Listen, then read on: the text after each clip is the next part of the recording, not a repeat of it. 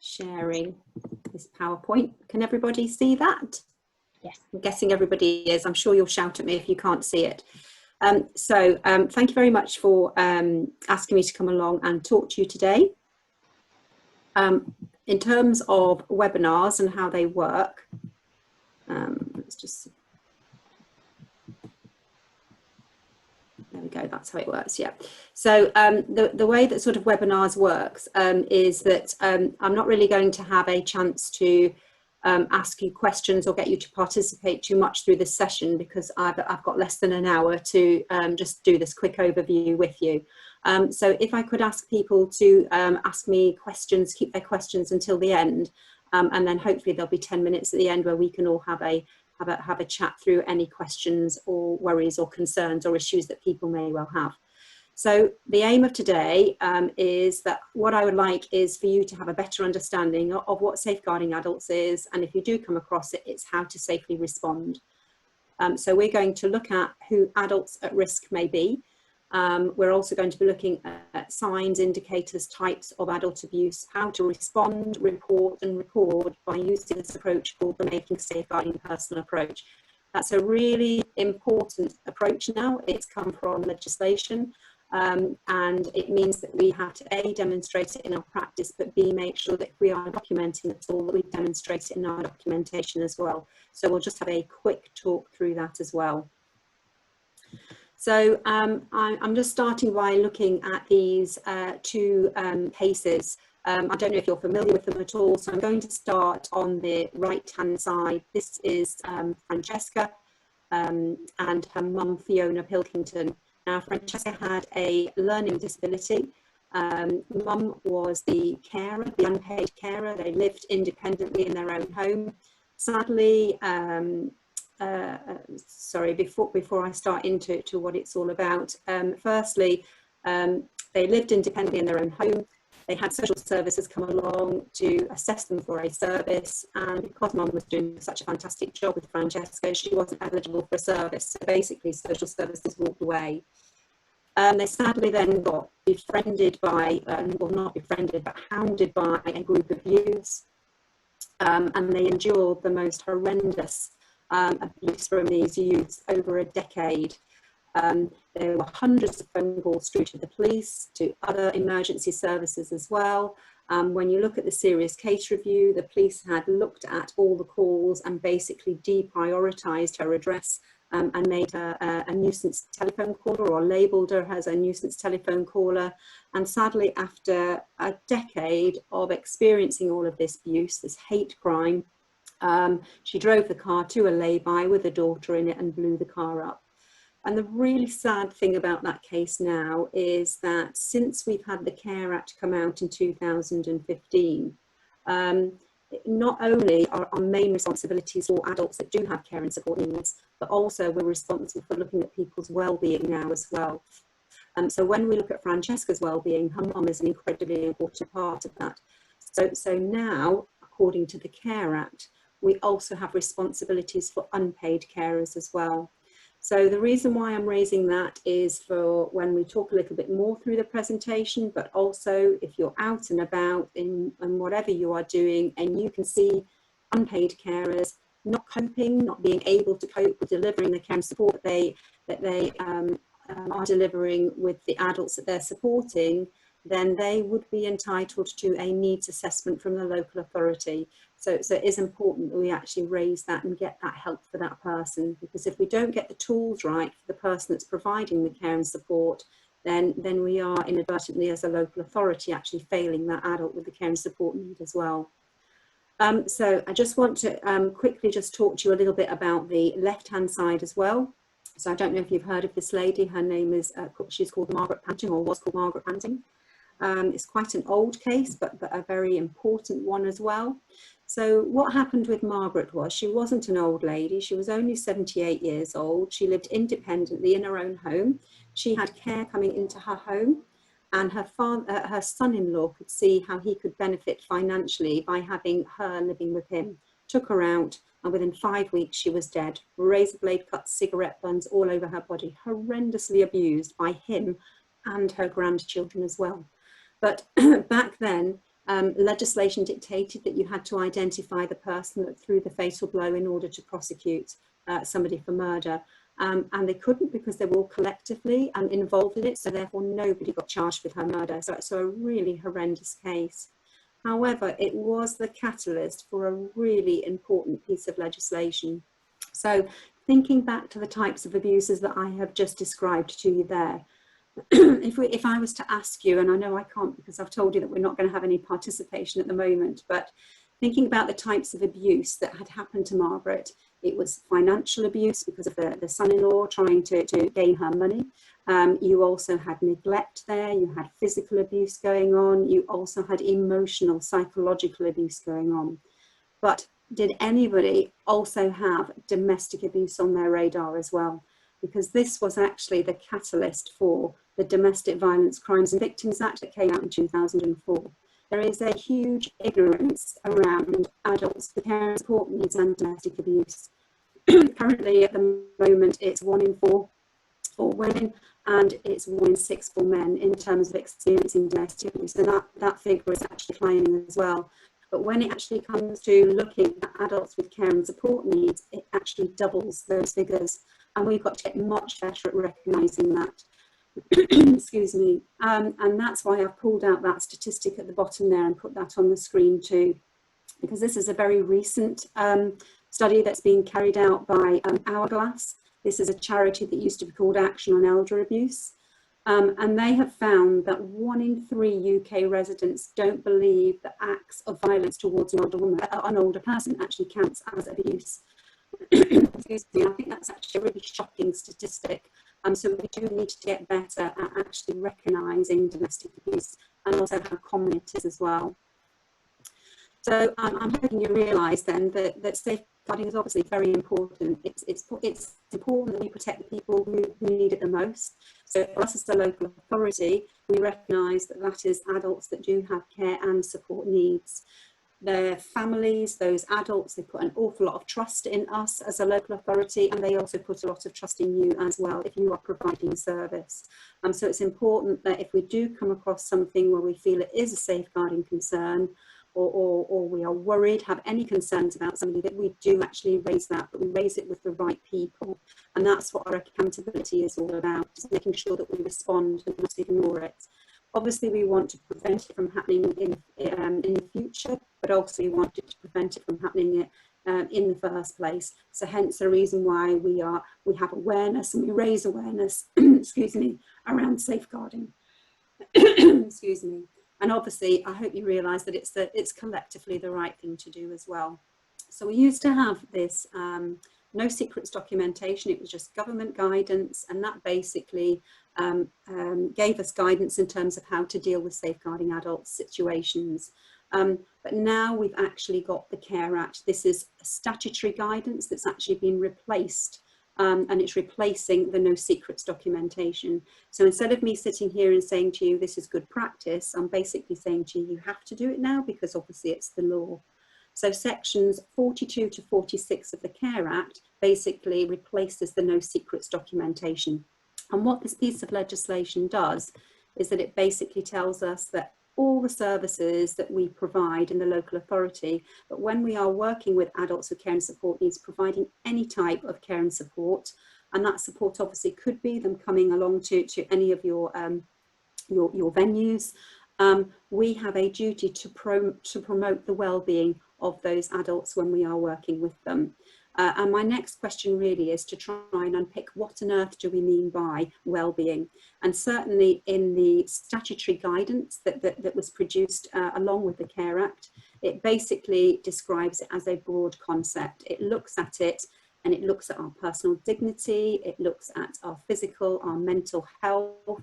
Those next to there, that protection from abuse and neglect and control, that's really all what safeguarding is all about, but also the other aspects all fit into that as well. And not one of those is more important than the others, because the main aspect is that what well-being basically means is that it's all aspects I need in order to thrive.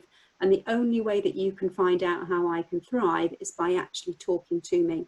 So a pictorial way of looking at that is a little bit like I've done there on the left-hand side. I've put them all together in these big balloons. I've stuck us in the middle there in terms of our well-being, and then around this well-being, we've got those main headings of what our well-being is all about. So looking at those well-being bubbles there, our main aspect really is to try and keep those inflated, and that's what we're doing in terms of promoting people's well-being. So I would say that the most important well-being bubble there is our mental health, our well-being, because if we don't actually look after that, it's going to have a drip effect on everything else that we do in our lives. So that sort of mental well-being is really important, especially in these times of COVID and social isolation as well. But well-being, remember, is very individual to people, as well as there'll be similarities. It's also very individual as well. So I'm going to make a sweeping statement here and say to you, I'm guessing you all want to stay healthy. And I'm sure that's what everybody wants to do. And that's the similarity, but where it ends is how we keep healthy. So for me, Monday to Thursday, I try and be very good, but come Friday, 5 o'clock, when my working day is over, gin and tonic does my well-being the world of good. Might not do your well-being the world of good, but it certainly does mine. And that's the individuality that comes into it.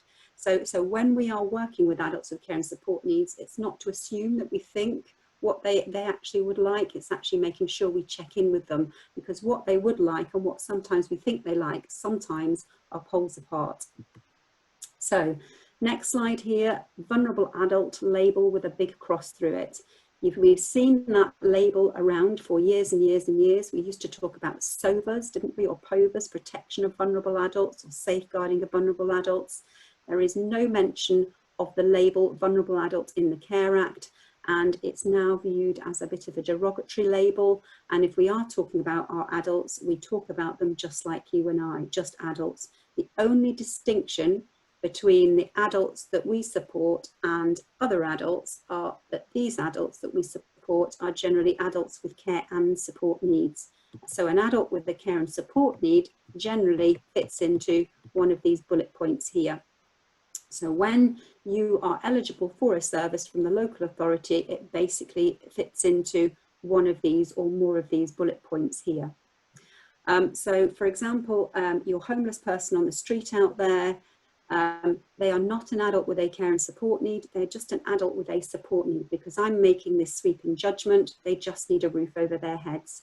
However, when I engage with them, what I might find is they have mental health needs, maybe they have a long-term illness. So not only do they have a support need, they may well also have a care need as well. So that's what we mean by the difference between just a support need, but also a care and a support need. Now it's important that I distinguish that to you, because the Care Act actually talks about an adult at risk. Now, when I first read this legislation, I rolled my eyes at this point and I thought, oh, vulnerable adult, adult at risk, surely it's just semantics, it's the same thing. But in actual fact, it's very different. An adult at risk, according to the Care Act, is basically, well, there are 3 points to this and they all have to be met. So first of all, your adult has to have both care and support needs, not just one, it's got to be both. The difference here though is that it doesn't matter whether those care and support needs meet that level for a service from the local authority. So if we think back to Francesca and her mum, Fiona Pilkington, they weren't entitled to a service from the local authority, but they would be entitled to a safeguarding response from us as a local authority. So that's the difference. The second point is that they are experiencing or at risk of abuse or neglect.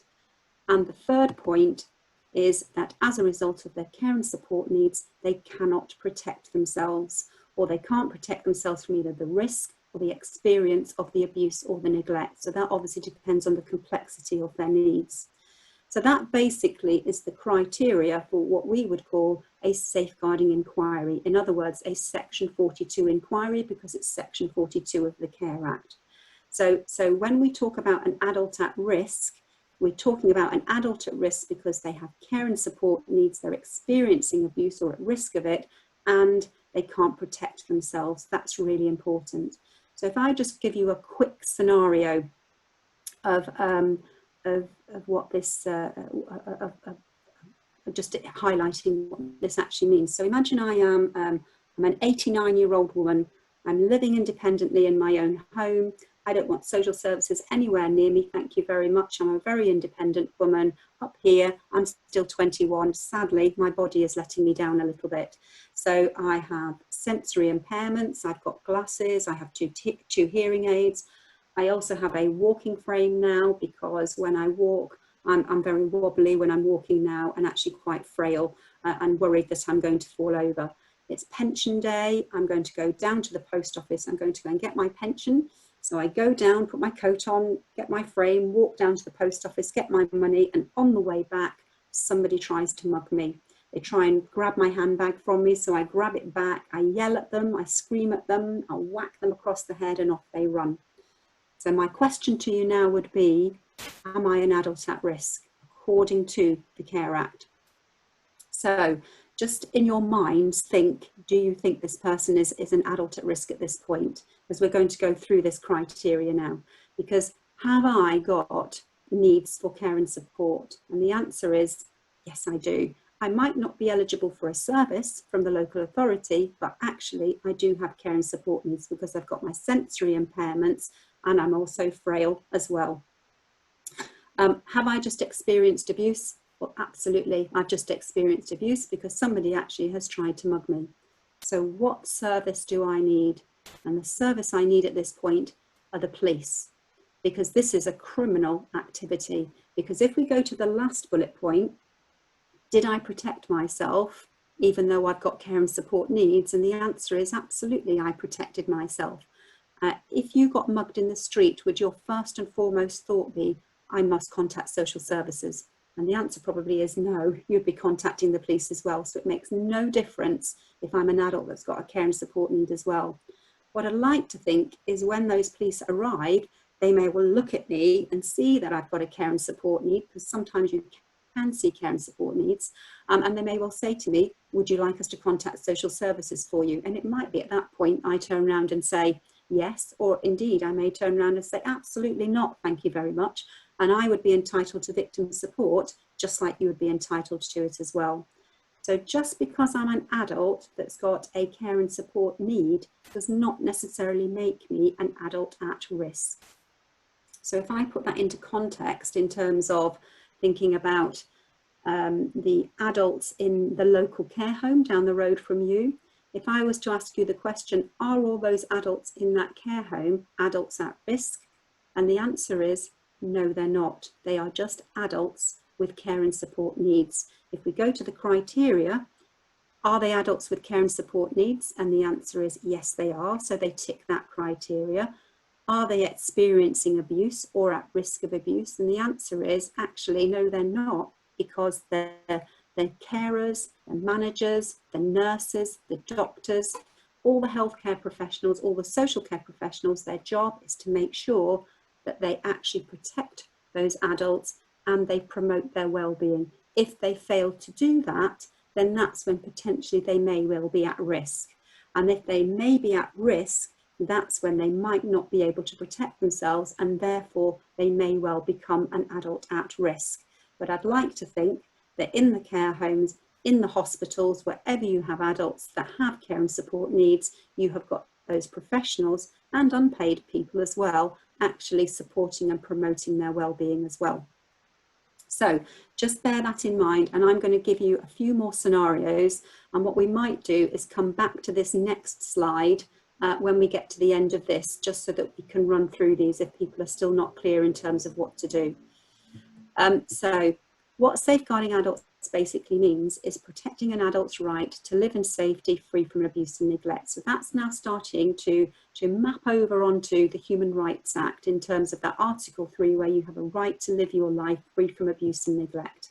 So what that means is that if you do come across a situation where you think somebody is at risk, you have to support them and offer them choices, options in terms of what they would like to do about their concerns. So in other words, they have the control, they don't lose the control. In other words, you've got to provide information that's understandable, accessible to them as well, so they understand how to keep safe and what to do if they feel that actually they are unsafe. And that all feeds into this big well-being bubble that we were talking about earlier, because it's all about keeping that bubble, all those bubbles inflated, in empowering our adults to be involved and in control of their lives rather than just taking over. Underpinning this approach, we have 6 safeguarding principles. The first one is empowerment. Empower your adult to be involved with the concern as much as they can be and as safely as they can be as well. Protect them whilst any investigation is going on, and also prevent it from happening again in the future. And if you can, put preventative measures in place to stop it from even happening in the first place. Also want your response to be proportionate to the situation. So if, for example, I've got my son that's visiting me, every time he visits me 3 times a week, he pinches £10 out of my purse. Yes, that's potentially a crime. Yes, potentially that's financial abuse. Don't go away and call the police. Please talk to me first. I might actually love the fact that my son actually visits me. I know he takes that £10. Actually, I make sure that there's £10 in my purse every time he visits, so that actually he's got that money as well. Or it might be, I do actually want some help with that, and I didn't realise, and I can't actually afford that money to go missing every week. So it's about being proportionate to the situation and making sure that I'm involved. I also want you, if you are concerned about any concerns about me, is that first of all, here I am and here's you. You're basically going to talk to me about my actual concern. And if you have to then share that with other people, it's to make sure that you share that appropriately with other people. So one of the questions I will ask you when I have finished is, who would you actually share your safeguarding concerns with? Because that's basically the start of that partnership working. Because if you are actually sharing that confidential information that you know about me with other people, you have to be very aware of your accountability in terms of A, your duty of care to do something about it, but secondly, being very mindful, respectful of who you're sharing my confidential information with as well. So in other words, if it's not promoting my well-being, you shouldn't actually be sharing it with other people. And these principles don't just apply to us in the health and social care so health and social care sector, sorry, it actually applies everywhere now, because this is actually legislation. So it doesn't matter whether you are health, social care, education, whether you are housing, fire service, ambulance, it's everywhere. And the only areas where it doesn't apply, but what they have to do is adapt it, is if I've been sectioned under the Mental Health Act, and also if I'm in prison, because obviously if you go to prison and then I say to you, what can I do to promote your well-being? I'm sorry, but I don't have the power to get you released. But obviously they've still got to adhere to those human rights processes as well. And obviously if you do all that for me, feeds into this well-being bubble in terms of keeping it promoted, keeping it inflated. It all feeds into this approach, which I alluded to earlier, which is this making safeguarding person approach. And what this basically means is that if you actually have a concern about somebody, you have to engage that person in a conversation to find out how best to respond to their safeguarding situation. That's what the statutory guidance tells us to do now. Having worked on the front line for many years, I do want to put it right at the beginning there, safely engages someone in a conversation, because there were certainly times when I actually would not have engaged my adult in a conversation, because not only did I felt that it was going to be more risky for them, I actually felt that it was unsafe for me to actually ask that as well. So do think about your own safety and don't put yourselves in any sort of position of risk. So what we want to do really is ask somebody, what is it that you would like to happen now as a result of the concern that you've actually given me? If they don't really know, it might be that you have to explore it a little bit. Maybe what they're telling you doesn't quite make sense. So that's what we call, well, it's really the green light to be nosy, but if you want the official terminology, it's being professionally curious. And also take into consideration that person's lifestyle as well, because that might have an influence on what's going on as well. But try and find out what it is that they would like to do now as a result of that concern, and also how other people can actually help to enable that difference as well. And if there is nobody available to help that person, and they and they do want support in terms of trying to enable the difference, then that's when we as a local authority would have to consider advocacy services.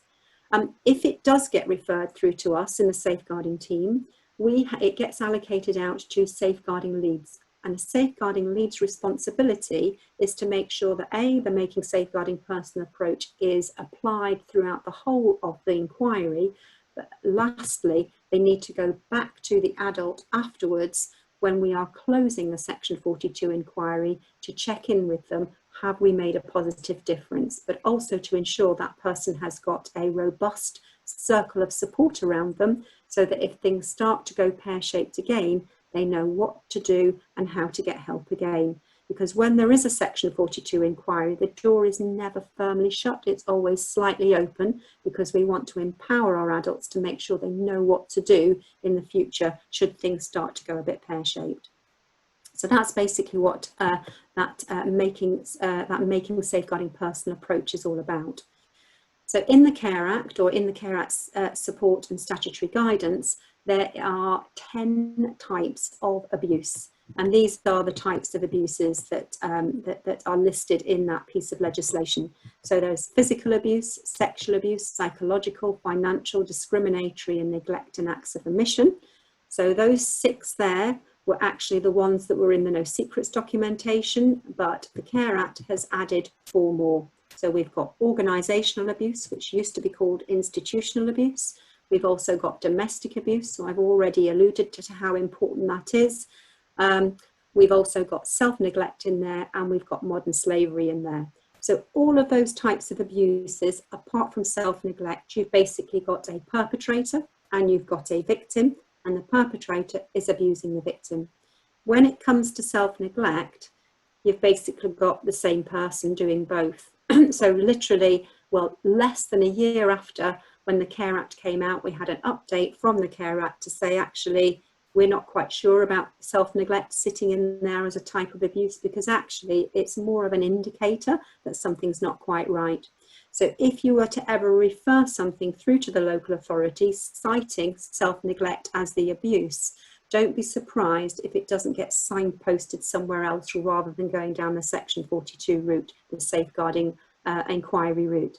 And that's because I might be behaving in the way I'm behaving because I am mentally ill, and that would be better going down the mental health services. It might be I experienced a trauma years ago that's now manifesting itself in this way, and that might be better served going down the psychological routes. Or it might be, this is how I've always lived, and how dare you come in here and tell me that I'm self-neglecting. So we have to be very mindful of our values, our beliefs, and not being judgmental when we are working with people who have self-neglect behaviours. So we look at a case-by-case basis with self-neglect, and we look at the person's willingness or unwillingness to do something about it, or that person's ability or inability to do something about it, because actually I may be very willing to do something about it, but actually I'm not able to, and vice versa as well. So these are the 10 types of abuses. When we think about abusive situations, so if I was to be abused, I may well get hit, pushed, shoved, kicked, yelled at, spat at. What are the chances of you seeing that actually happen? And it's generally quite low. You're more likely to see the indicators afterwards. So that's when you might have people coming along to your venues, and you may well see behaviours changing, especially if that person is a regular attendee. So if I had been physically abused, you may well see physical signs. So the signs would be bruises, cuts, ripped clothes, etc. You also, though, might find that I have emotional behavioural indicators as well, such as withdrawn, quiet, upset, weepy. Maybe I'm not attending anymore, so that could be an indicator as well. So those together are your indicators, and they are really important to actually bear in mind, because what that's doing is raising a concern with you in terms of there's something not quite right. When you have that concern, it's about applying that making safeguarding person approach. If it's safe to do so, ask the person about the concern. What you might find is they come up with a plausible explanation for what you are thinking is a potentially abusive situation, or indeed they may not do, or the explanation they come up with doesn't really make sense, and you've still got that awful gut feeling that something's not quite right. And that's why we need to talk about what you can do if you have those concerns. So hopefully that sort of all makes sense for you. But in terms of thinking about who perpetrators of abuse are, generally people tend to say carers, family, etc. Well, perpetrators actually could be anybody, and that's why we have to be very mindful of wherever we are working, whether that be paid work or unpaid work, because potentially it can be anybody, and hence why we have such stringent recruitment processes these days as well. So if you do come across a situation where somebody may well start to tell you an abusive situation, then it's important that you actually record that as quickly as possible. If you can do it there and then, that is great. So it's about saying to that person, and generally I would say, well, certainly from my experience, I'm halfway through somebody giving me a disclosure before that light bulb moment comes on that actually they're telling me something. So I always say, can I grab a piece of paper? Do you mind if we start to write some of this down? Because that's really important information you're telling me. So you grab your piece of paper, whatever that is, you're going to put the date on the top, and you're basically going to write down what your person is saying to you, their words, their terminology. So it may not grammatically make sense, and that's fine, but it's just because it's basically their account of what's actually happening. So the sorts of things that you might be writing down are what they said to you, what's been disclosed to you, what you said as well. You also may have certain phrases as well. So they may say things like, yep, he tried to have sex on me. So that would go in inverted commas, because if you were to talk that back again, you generally would say they tried to have sex with them, and you're changing that terminology. So it's important that we get the adult's terminology in that disclosure. You may also want to record things that you may see, also any sort of behaviour changes that you observe as well, any physical marks. So just draw a stick man and write on the stick man where you can see those marks as well. If there are anybody present, any other people present, I would be a bit mindful as to how free this person is actually making this disclosure, because is this person colluding in this abuse at all? So in other words, are they manipulating, coercing this person in any way? So just be very aware of that as well. The main thing is you try your best, you document as much as possible, and at the bottom you sign and date it and you give it to the relevant person. So we have to identify who that relevant person is going to be for you. So when you have a concern, then really just 3 things you need to remember. First of all, you've got a concern. So you've got to assess the risk. Think about safety. Am I safe? Is my adult safe? Have I got to access emergency services now? So if you do have to get the police, make sure that you write down the incident number. If you do have to call for an ambulance, if they take your adult off into hospital, make sure that you document which hospital they're going to.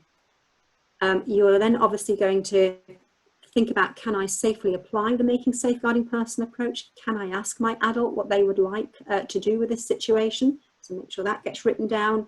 Then you're going to share your concern appropriately. So that's who we have to identify who you're going to share your concern with, because remember, this is confidential information now that we can't just tell anybody.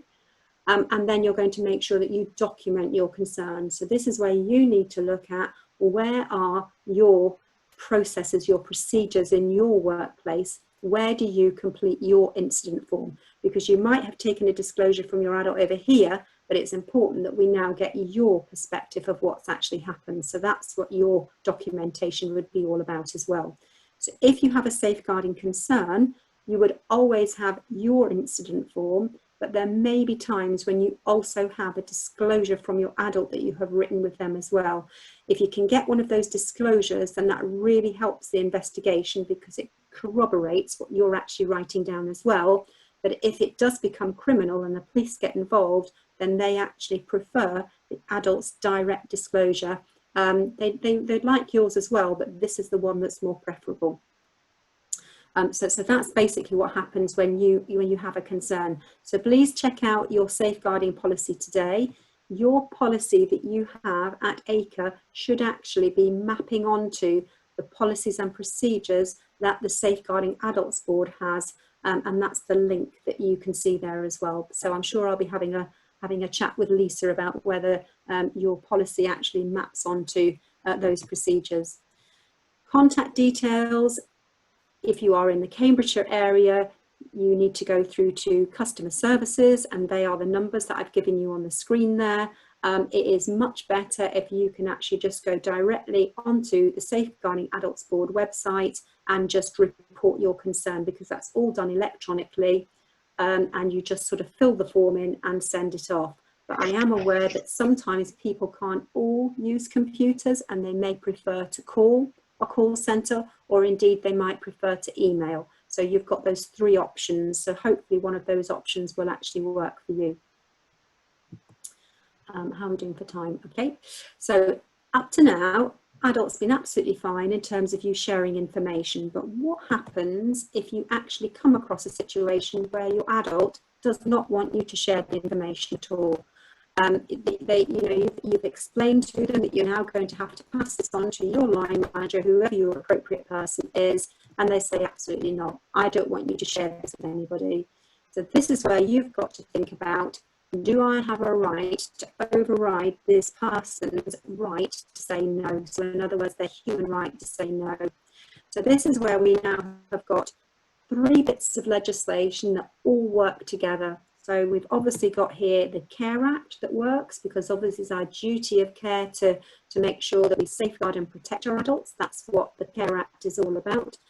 We've also got our Human Rights Act, like I've said, Article 3, that right to live your life free from abuse and neglect. Article 8, that says that you have a right to your own family life and that right to say no. But also we've got the Human Rights Act, but also the Data Protection Act in here as well.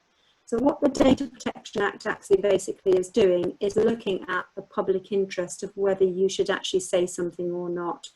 So putting all of those bits of legislation together, you can see there you have got the Care Act there. We have to, our first and foremost priority is to promote the well-being of our adults, think about safety. We want to enable this person to be able to manage this risk in a way that they want to manage it, rather than us taking over. Because the last thing we want to do is to make somebody safer, and as a result of it, they're now actually miserable. Because if we do that, we're not really achieving. And that's exactly what the Lord Justice Monday there was saying in that top quote there. So if you come across a situation, you've got to think about, if that person says no, are there anybody else around this person that could be at risk of this abuse if I do nothing about it? And if the answer is yes, they could, that is your green light to consider overriding that consent. If actually there is a staff member or somebody who has access to other adults with care and support needs, then potentially you have to override consent there as well, because that staff member may well be abusing not only this person, but may well be abusing other people as well. So we've got that duty of care to make sure that we safeguard others as well, not just this one particular adult as well. If there is a domestic abuse concern, so for me as an adult, Article 8, I have a right to live my family life the way I want to live it. And if that means I'm in an abusive relationship, that's my choice. And I use those words very loosely. However, if I've got other dependents in the house that are dependent on me for care and support, i.e. children or other adults with care and support needs, we basically would see that they are immediately potentially at risk, because can that child protect themselves, and indeed can the adult with a care and support need protect themselves as well? So when we think back to the Margaret Panting case that I spoke to you about at the beginning, she was the catalyst for that Domestic Violence Crimes and Victims Act, and a section that went in 2005 was if we actually allowed or caused the death of somebody, because actually we didn't say anything. So it's really important that we actually do share it, but we share it appropriately because it's confidential information. Obviously, if it's criminal, then we should be getting the police involved. If it's serious, that's a 999 call. You wouldn't hesitate. You would just report that. If it's a crime, but you're not quite sure whether I should be dialing 999, you may well want to be checking in with your manager or whoever it is that you should actually be talking to, especially if the adult is saying no. And then that last one there, that coercive controlling behaviour. So that now is a criminal activity that's sits under the Serious Crime Act now, and that's a very common type of abuse that we see, especially with adults with care and support needs, where there is that coercive controlling behaviour. And it's important that we always document that and share that information as well, because potentially that is actually abuse. So what we would like is our consent from our adults to be voluntary. We want them to say, yes, it's okay to share. But if they're turning around and saying no, it's really important that we tell our adults what we are doing with their confidential information. So I can hear what you're saying, you don't want me to share it. What I might want to do at that point is explore why they're saying no, because that might be when they turn around and say, you're going to make the situation worse. And that's where your reassurance comes in. You're going to treat the information seriously, sensitively, and you're only sharing it with people who absolutely need to know at this point. And the only person you'll be sharing it with generally would be your line manager, whoever is the most appropriate person for you. If it does end up getting referred through to the safeguarding team, then it's important that your adult knows what's happening with their confidential information. And that all stems back to the General Data Protection Regulation that came in a couple of years ago. So that's your right, your human right to know what's happening with any personal information about yourselves. So I'm hoping that all makes sense for everybody, but we'll certainly address it at the end if anybody's got any questions. That's talking about our adults if they have capacity. What happens if we are talking to our adult and we think they don't really understand what we are saying? So in other words, you're thinking they may well lack capacity. This is where another piece of legislation kicks in here to support us, and this is called the Mental Capacity Act. There are 5 principles to the Mental Capacity Act, and when we're talking about a safeguarding situation where our adult is not consenting and we think that they can't communicate or understand, that's when we go to the second principle, where we actually have to provide all the practical help that person needs to understand what the decision is that we're asking them to make. And if they're still not understanding, that's when we jump to the 4th principle about acting in that person's best interest. So in other words, we would still override and we would still go and share it with the most appropriate person. That's what our duty of care is all about. So I have a really jargonistic explanation of what duty of care means here, but looking at it really simplistically, all it means is it's our responsibility in the roles that we are playing to make sure that if we see something or we think we see something or somebody discloses to us, that we don't ignore it, that we actually do something about it. We don't ignore it. If anybody's interested in why that snail's up on there, that's called the Paisley snail, and this is where duty of care all started from. So if you are somebody that likes to sort of do a little bit of research like I do with legislation, then that's quite an interesting story. So in terms of what our duties are, it really is about making sure that we promote the well-being of our adults.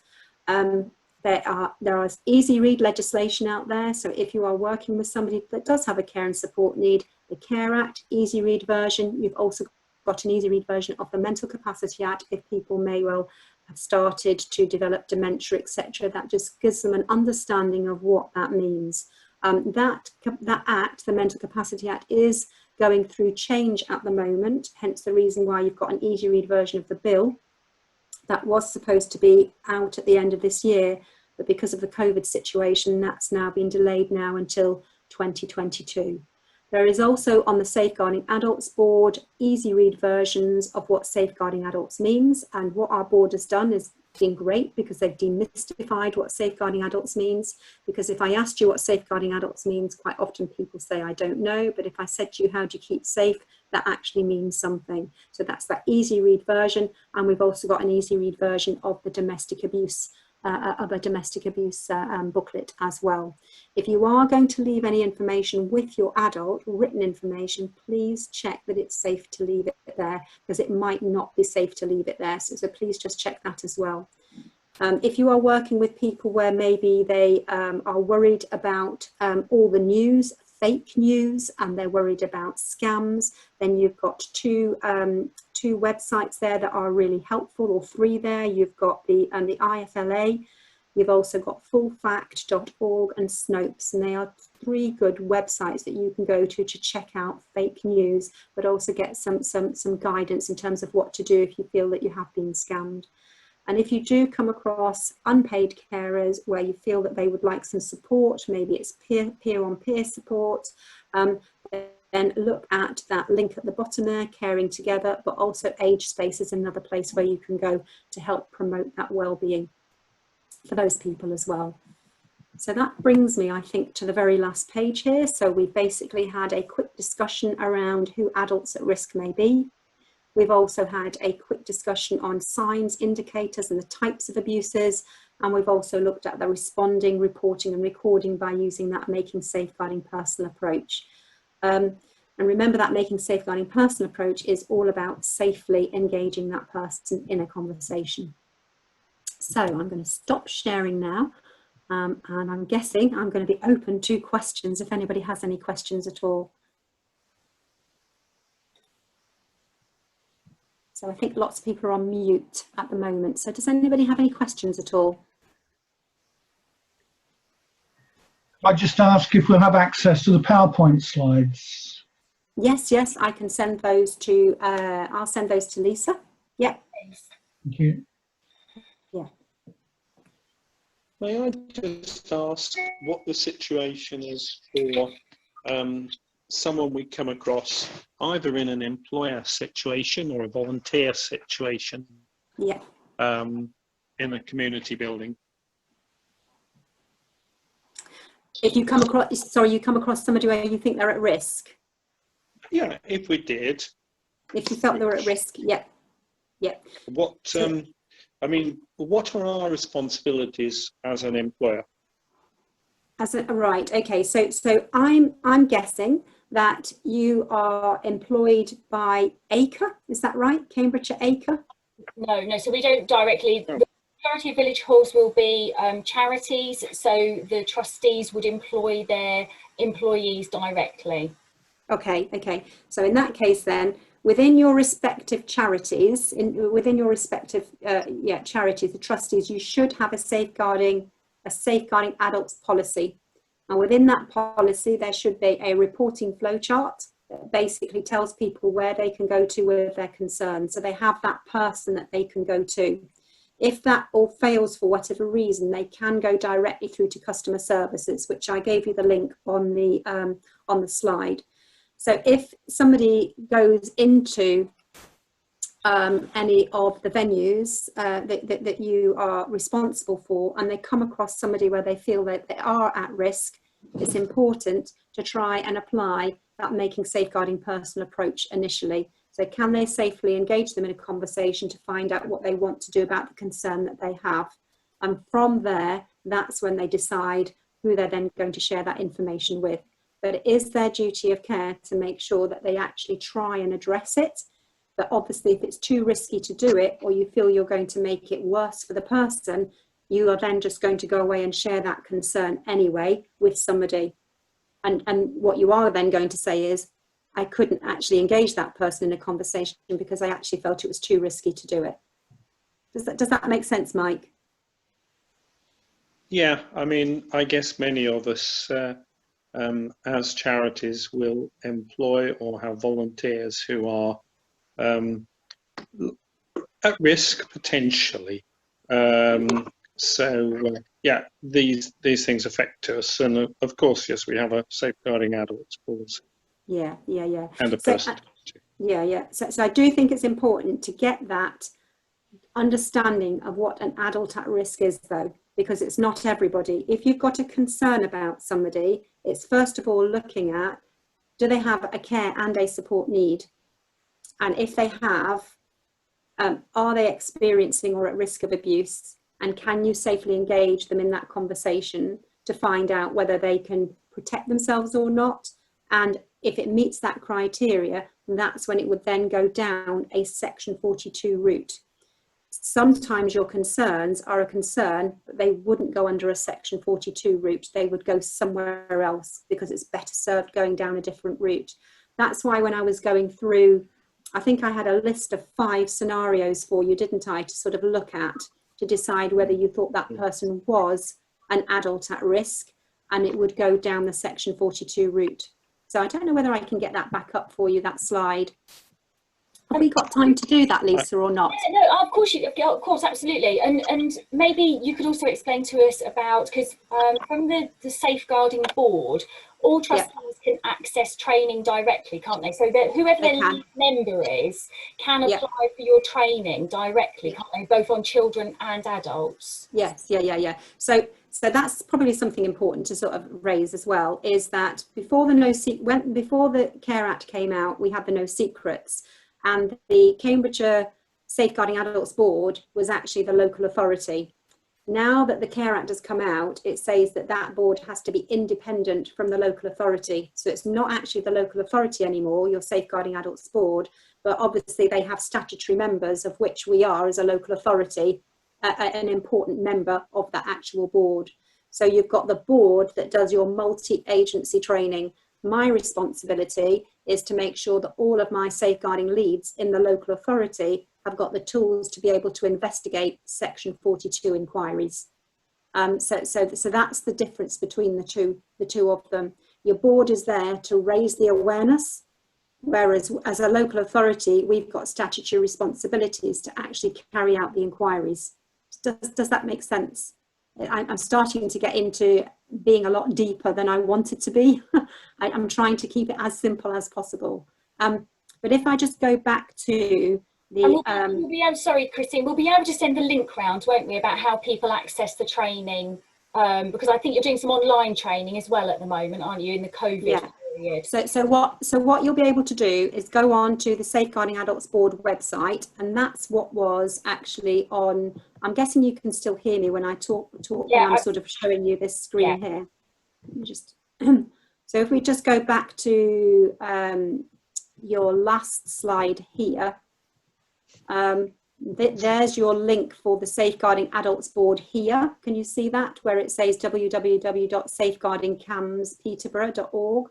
That will take you to the Safeguarding Adults Board, and you will be able to access all the training that they are doing, and they're doing virtual training for you, and that's all free of charge at the moment.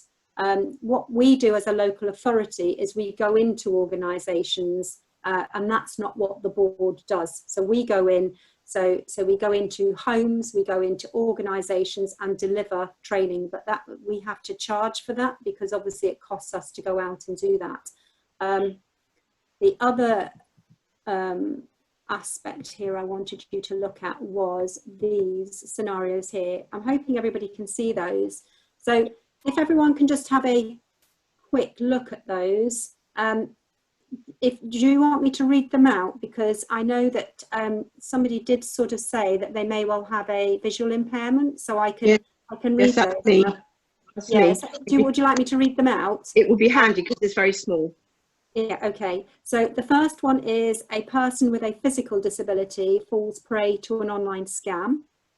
The second one is a person with depression hits her mother. The third one is a man in his 80s is mugged by a stranger in the street. Fourth one, a woman with a learning disability is tricked out of her inheritance by her brother. And the fifth one is a care home worker mistakenly administers medication. So those 5 scenarios there, my question is, which ones of those would most likely trigger a Section 42 inquiry? So in other words, it would actually meet these 3 bullet points that you've got on here that says that actually we have a duty to put that together. Definitely 2. Definitely 2.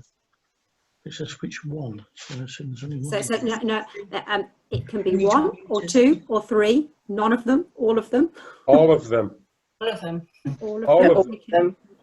Okay, so I am not denying that all of them, they are a concern, definitely a concern that needs to be addressed. Whether that would go under a Section 42 inquiry is debatable.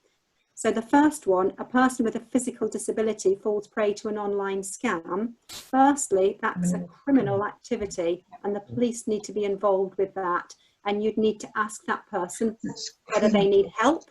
Just because they've got a physical disability doesn't necessarily mean that they can't help themselves. So if you think back to me being mugged in the street, I actually protected myself, and I didn't need the local authority to come in here and carry out an investigation for me on my behalf, because I did it myself. Does that make sense for everybody? Yeah. If a person with depression hits her mother, what you've got there really is the adult with the care and support need, I'm guessing, because they've got the depression, the mental health, actually is hitting the mum, unpaid carer. So firstly, we've got domestic abuse here, potentially, if it's a son or a daughter, which I'm guessing it is.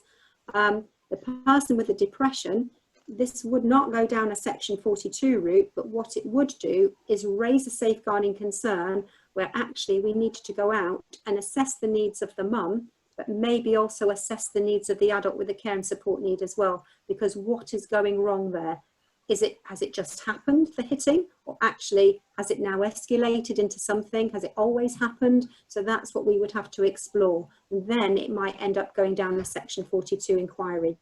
So potentially could be an adult at risk, but it's actually, the only adult that's at risk there actually is the adult that's actually perpetrating the abuse. So therefore you don't have an adult at risk. And the third one, being mugged in the street by a stranger, that's a bit like my situation, and that is a criminal activity.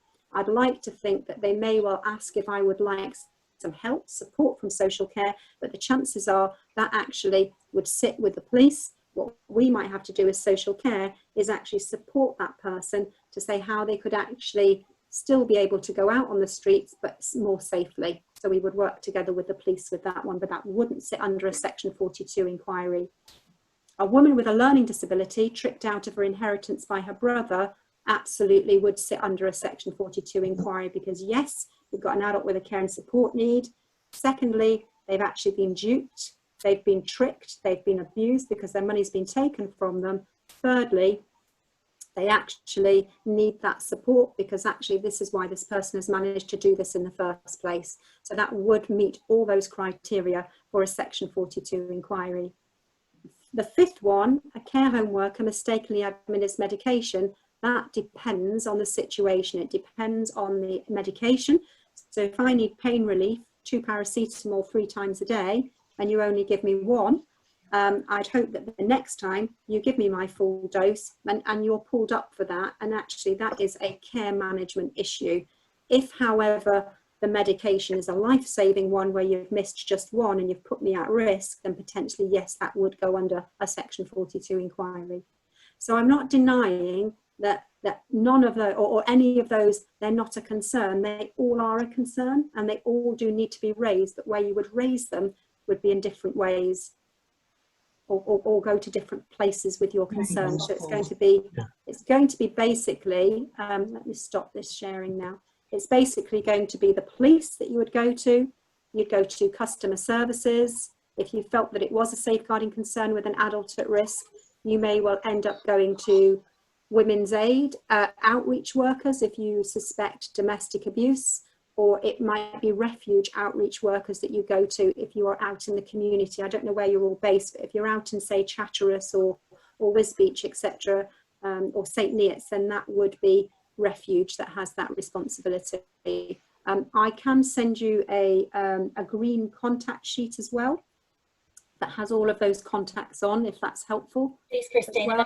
Circulate that to everyone. Thank you. Yeah. So are you actually able to send this PowerPoint presentation out at all to us as a record? Yeah, I'm going to send that to Lisa, and I think you've recorded this as well, Lisa, haven't you? Absolutely. Yes. No, yeah. I could really do with a PowerPoint to study at a later date. Thank you. Yeah. And normally, if we did sort of a raising awareness session, we would spend a lot more longer, and we would go through each sort of slide and we'd go through lots of scenarios as well with you. But because you just wanted a snapshot of it all really quickly, then that's really what we've done here. Do access the training online from the Safeguarding Adults Board, because what that's hopefully going to do is it's not going to be new to you when you look at it now, because you're going to have some knowledge in terms of what they're talking about. So it might just help with your understanding as well. Are there any other questions at all? Yeah, as a trustee, Yes. I'm concerned with, first of all, we do have a policy in place, but it's how the users of our facility interpret that policy. Yeah. What you've just outlined is quite a detailed set of circumstances which might be recognised as abuse. Yeah. Our policy is a one-side document that sort of outlines the responsibility we take for making sure our facility is safe. Yeah. I'll give you an example. We had a case last year where one of our group leaders recognised, and it was a young girl attending her classes who was suffering abuse. Yeah. And she watched over a number of weeks, recognised the signs. The girl eventually broke down and the police were called in.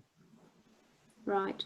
Now, I think she took the right steps. However, I feel that whilst we have a responsibility as trustees, the people that use our facility do. And I just wonder how we get that message across in a simple document. Yeah, yeah. And you're absolutely right, Stan. Safeguarding adults is everybody's responsibility. It's, you know, even the adults that we support, everyone's got to take responsibility for it. That's why your easy read versions are really important. I think it's just making sure that we demystify what safeguarding adults means, because it really just means about how you keep safe. And it might be that you say that this is what our policy is. It's quite detailed, but actually this is what it's covering, which is this easy read version that which you can download from the Safeguarding Adults Board. And that might be a way of just maybe having that displayed in your venues, in your facilities, in your halls, maybe you just have, and because domestic abuse is also very common as well, I would be inclined to have posters, leaflets around domestic abuse as well, just so people can access women's aid outreach workers or refuge outreach workers, so they can ring them up and have what if conversations with them. As victims of abuse, it takes a long time for the light bulb moment to come on that they are actually enduring abuse. So if they can see sort of literature like that, they then start to explore themselves first. And that's what the research is saying. So if we can get as much literature as possible up where people have access to that. So hence the reason why when you go to the loo quite often in public toilets, there will be posters behind the door, or when you're washing your hands, because that's a key place for you to actually have a safe time to be able to read that information as well. Because quite often if people are in coercive relationships, that person's with them all the time and they don't get that chance to access that information. Yeah. And you can access all of that on that last slide I showed you, or that penultimate slide I showed you, where you could access all of those easy read versions. If you have difficulty getting them, just give me an email. I can send them out to you. Okay, thanks. Okay. Brilliant. Are there any more questions from anybody or comments? No? Okay, right, thank you. I will stop recording. Okay.